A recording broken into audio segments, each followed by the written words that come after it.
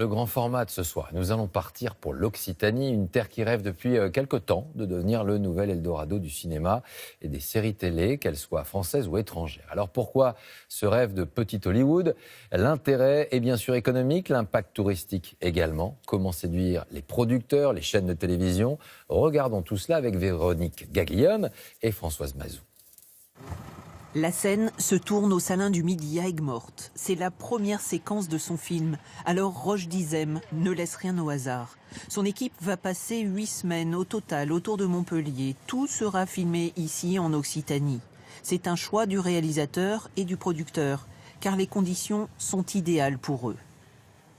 Il y a toute une partie du film qui devait se dérouler dans un milieu, on va dire, dans une nature assez sauvage, belle et parfois hostile.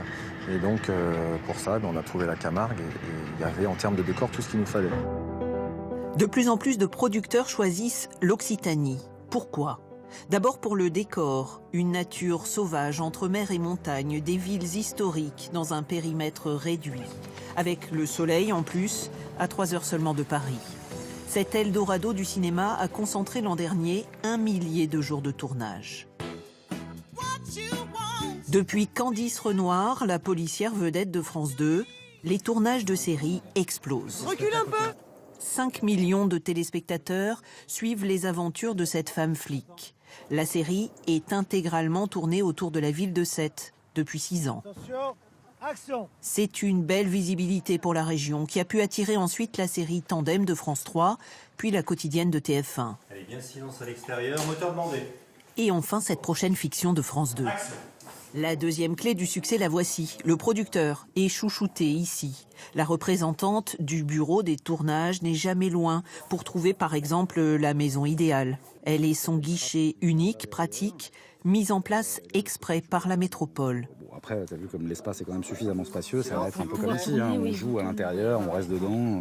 Il y a des demandes en amont pour du repérage, identifier les lieux où peut y avoir un tournage, mais également les lieux où vont se positionner, les campings. Et puis après, il y a le pendant. Le pendant, c'est avec des autorisations, occupation du domaine public, voirie principalement. Ici, en Occitanie, où ils ont tout à fait compris l'intérêt économique que ça représente, ça fait à la fois parler de la région en elle-même, ça contribue évidemment à l'économie locale au quotidien, puisque évidemment tout le monde doit manger, se nourrir, dormir, enfin avoir tout un tas d'activités tout à fait quotidiennes. Et au-delà de ça, ça bénéficie aussi pleinement à une industrie.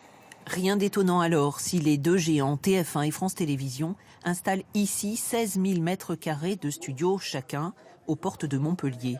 La région a pesé de tout son poids pour les convaincre. Bonjour Sophie. Bonjour, ça va? Ouais. Et pour la responsable des fictions, ce choix est tout à fait judicieux. C'est censé venir à long terme à un hub de production. C'est-à-dire qu'on pourra accueillir aussi des productions extérieures, des tournages extérieurs, d'autres tournages de MFP aussi, qui est notre société de production à France Télévisions. Voilà, on peut accueillir... C'est Hollywood bis? Ouais, c'est une sorte, oui, on va... Petit Hollywood bis, on va dire, voilà.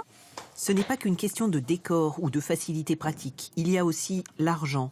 La région aide près de 2 films sur 3. Plus de 4 millions sont distribués cette année.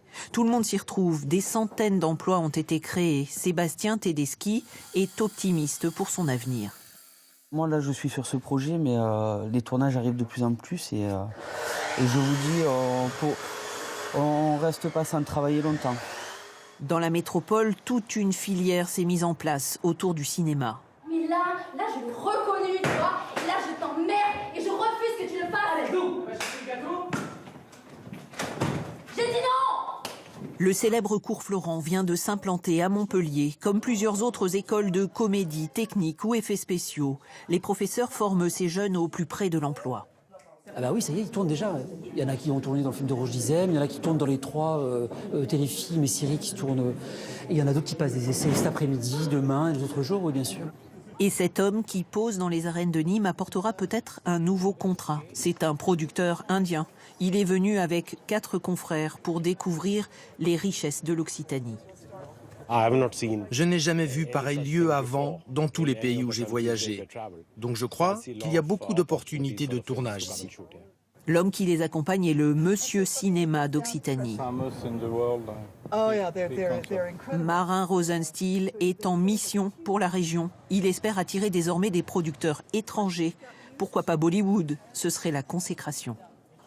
On est dans l'autopromo maintenant, puisque à raison de 20-25 films qui sont tournés, accueillis dans la région, on commence à voir de plus en plus à l'image l'Occitanie. Donc ça fait naturellement auprès des spectateurs et des téléspectateurs une formidable publicité.